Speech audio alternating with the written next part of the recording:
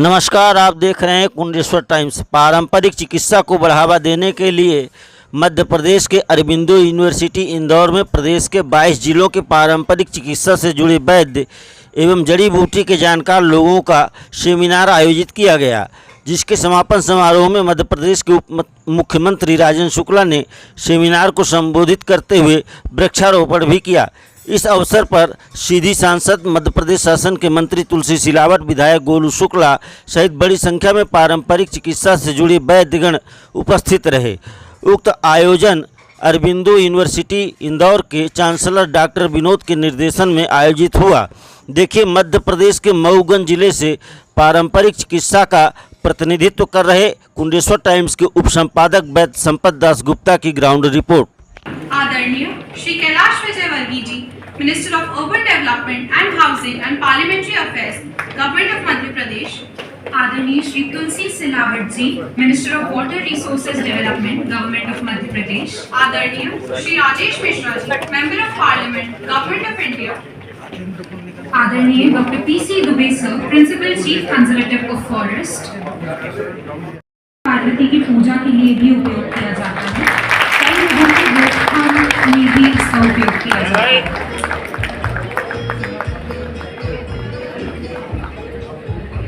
आयुर्वेद के अनुसार बेल के अनगिनत फायदे हैं, जिसके कारण औषधि के रूप में भी इसका प्रयोग किया जाता है। Thank you sir, thank you ma'am. आगे बढ़ते हुए हम माननीय श्री शंकर लालवानी जी से अनुरोध करेंगे कि वे फलदू के पौधे का पौधारोपण करें। साथ ही हम डॉक्टर विनोद भंडारी से अनुरोध करेंगे कि उनका सहयोग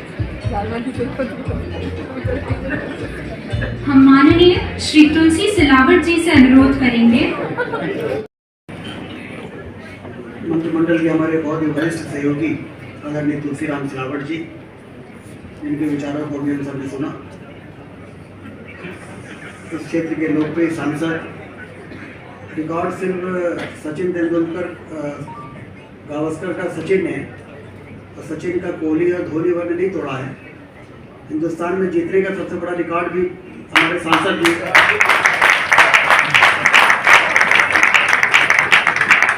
लालवानी जी ने ऐसा रिकॉर्ड बनाया है आप लोगों के आशीर्वाद से कि अब इसको तोड़ने में मुझे लगता है देश में बहुत समय लगेगा। ऐसे हमारे सांसद जी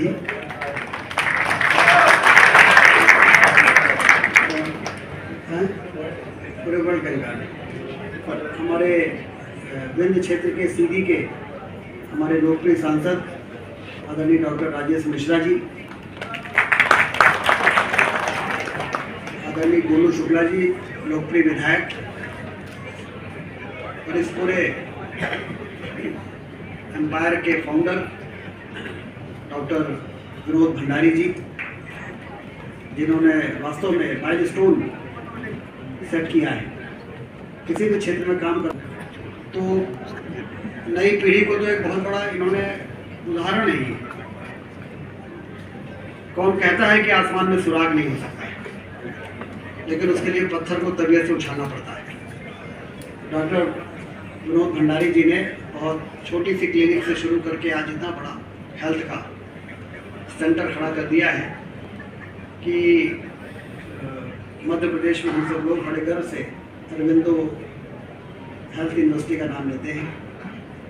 और उनके साथ कंधे से कंधा मिला के इस दिशा में काम करने वाली आदरणीय डॉक्टर मंजूश्री भंडारी जी, डॉक्टर मोहित जी, डॉक्टर महक जी, आदरणीय पीसी दुबे साहब, वन विभाग के बहुत ही अच्छे अधिकारियों में से एक, और यहाँ पर उपस्थित सभी टीचिंग फैकल्टी के हमारे सभी मेंबर्स, स्टूडेंट्स और आदिवासी क्षेत्र से आए हुए हमारे भाई।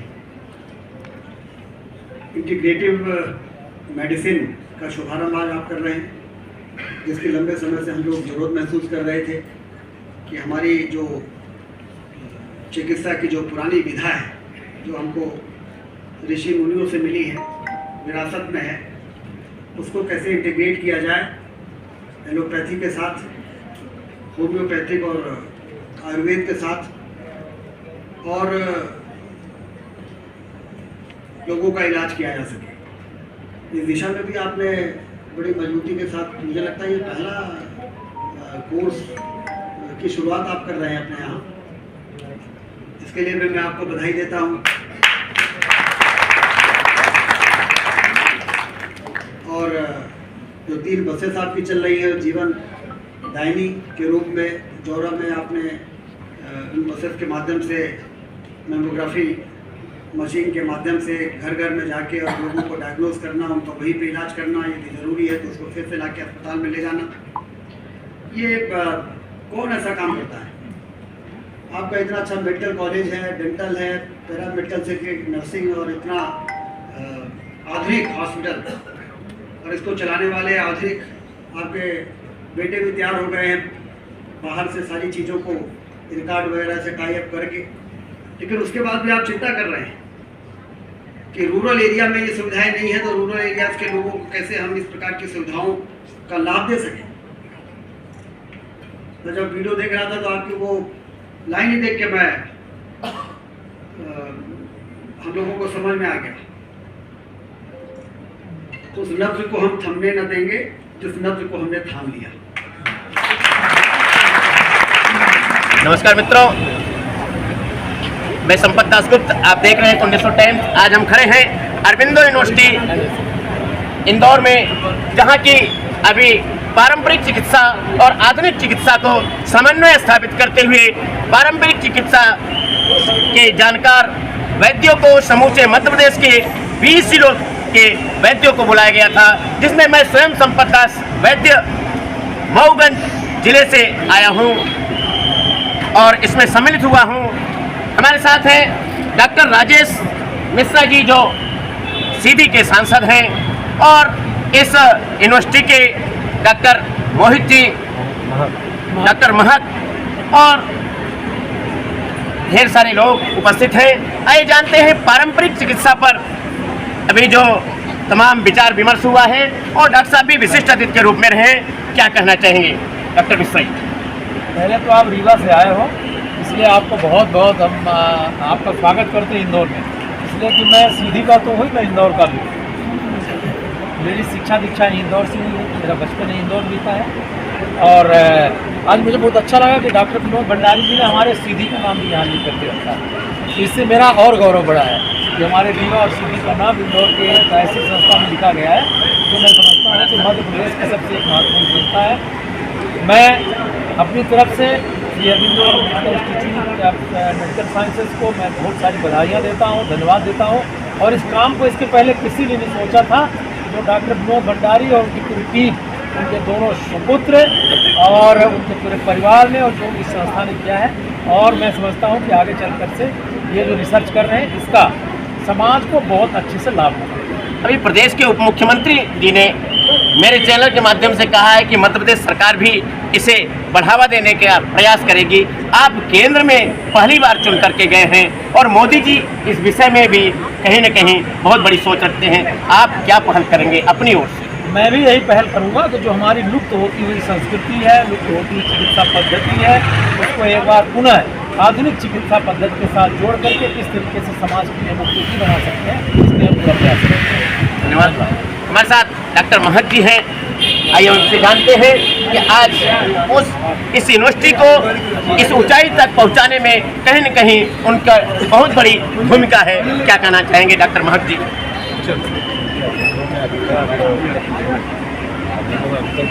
मेडिकल डेंटल और प्रकार की स्पेशलिटी अवेलेबल हो, मतलब जो जैसा कि मेंबर ऑफ पार्लियामेंट ने बताया कि जितने भी जो लोग हैं जो यहाँ से आए हैं, जिनकी पूरी औषधि के माध्यम से कोई चीज़ का इलाज करते हैं, आज उनके साथ मिलकर एलोपैथी और औषधि इन सबको मिलकर के विद्युत संस्कृति को मिलकर जो नया एक कोर्स चालू करा, तो इसके कारण से इसका पूरा फायदा पूरे मध्य प्रदेश को मिलने वाला है, पूरे देश को। ये कितने दिन का कोर्स होगा सर, और किस प्रकार का होगा? कैसे उनको, जो पारंपरिक चिकित्सा वाले हैं, उनको तमाम शासन के जो गाइडलाइनें हैं, वो चिकित्सा के दौरान अगर कोई घटना घट जाती है तो उनको जेल की शिक्षों के पीछे जाना पड़ता है, ऐसी दिशा में भी क्या कोई ऐसा कदम उठाया जा रहा है? इन कोर्सों के माध्यम से उन्हें लाभ मिलेगा? इन कोर्सों के लिए पूरा करिकुलम बनता है कि कितने महीने का होना चाहिए कोर्स, और वो चीज़ अभी प्रोग्रेस में। आज पहली बार कोर्स लॉन्च हुआ है, तो अब इसका पूरा करिकुलम बनेगा। धन्यवाद। तो आपने देखा कि किस प्रकार से अभी समूचे मध्य प्रदेश के 20 जिलों से डॉक्टर पीसी दुबे जी ने भी, जिनके मार्गदर्शन में यह कार्यक्रम मैं तो कहता हूँ कि चलाया गया है, इसके पीछे कहीं न कहीं डॉक्टर पीसी दुबे सर का बहुत बड़ा हाथ है। रीवा में भी 3 वर्षों से मैं देख रहा हूँ, मैं स्वयं भी उस कार्यक्रम में उपस्थित रहता हूँ और वो भी आज अभी उपस्थित थे। हमारे साथ रिटायर्ड PCCF माननीय पीसी दुबे साहब हैं। आइए जानते हैं जिनके प्रयासों से यह जो आज कोर्स प्रारंभ किया जा रहा है पारंपरिक चिकित्सा के जानकार वैद्यों के लिए, आदिवासी समाज जिसमें बहुत बड़ा वर्ग जुड़ा हुआ है, इसके फाउंडर कहें या यूं कहें कि इसकी सोच को पुनर्जीवित करने वाले पीसी दुबे साहब, आइए आज अरविंदो यूनिवर्सिटी के इस प्रोग्राम के विशिष्ट अतिथि भी जो रहे हैं, क्या कहना चाहेंगे आदरणीय दुबे साहब? वनवासियों के पास जो अपना जंगल से जुड़ी जड़ी बूटियां, वृक्ष, कंद, लताएं, इनका जो अपना ज्ञान है उनके जीवन में, चाहे औषधि उपयोग हो, चाहे उनके भरण पोषण के लिए हो, चाहे खाद्यान्न के रूप में हो, ये उनका ज्ञान अपरंपार है। और इस ज्ञान के ऊपर हमने अध्ययन रीवा से शुरुआत की थी, तब आप सभी लोग साथ में थे। कौन सा सन था वो सर? ये था 98 की बात है। उस समय आप किस पोस्ट पे थे? मैं तब मुख्य संरक्षक था वहां पर। इस काम को प्रारंभ किया था और फिर धीरे धीरे पूरे विंध्य क्षेत्र में इसके ऊपर अध्ययन हुआ। अध्ययन करते करते फिर पूरे मध्य प्रदेश में अध्ययन के काम को प्रारंभ किया गया। परंतु ये बात थी कि ये ज्ञान की वास्तविकता कितनी है, वैज्ञानिक धरातल पे कितना सही है, ये हमेशा इच्छा थी कि ये काम हो।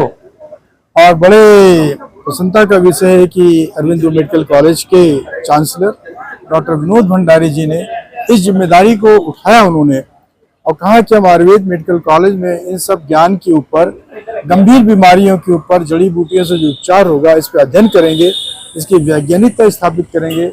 जनजातियों, वनवासियों को वो सम्मान मिलेगा जो सदियों से समाज को देते आ रहे हैं, परंतु शोध और अध्ययन नहीं होने के कारण से वो एक बहुत पीछा हुआ विषय हो गया था।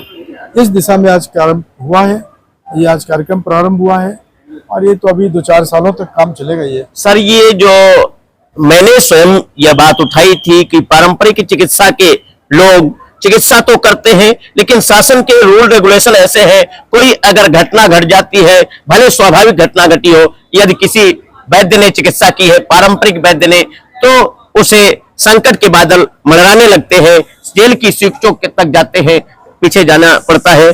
ऐसी स्थिति में ये जो कोर्स तैयार किए जा रहे हैं, क्या किस प्रकार के कोर्स होंगे, कितने दिन के कोर्स होंगे, ऐसा कुछ आपने योजना तैयार की है जो दिया होगा? ऊपर अभी विचार चल रहा है 3 महीने, 6 महीने, 1 वर्ष का ऐसे सिलेबस बनाया जाए और उस पे यहाँ के स्टूडेंट्स को भी अध्ययन कराया जाए।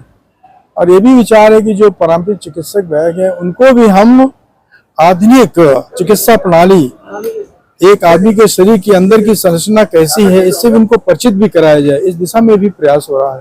तो ये कब तक चालू हो जाएगा यह कोर्स?